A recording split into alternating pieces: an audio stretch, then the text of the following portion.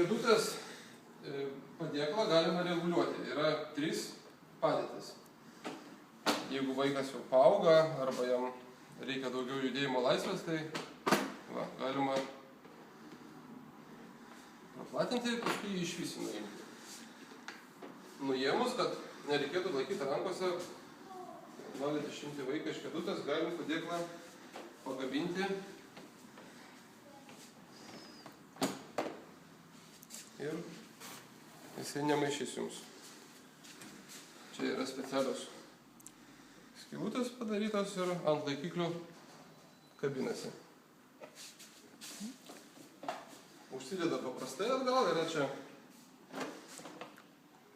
jungiklis, taip galim pasakyti. Jį reikia spausti ir tada užstumi į jums reikiamą padėtį. Yra 2 padėklai. Pamaitinimo galima nuimti viršutinį padėklą ir išplauti, o kitą padėklą dalį naudoti žaidimams ir tolimesniam veiksmui.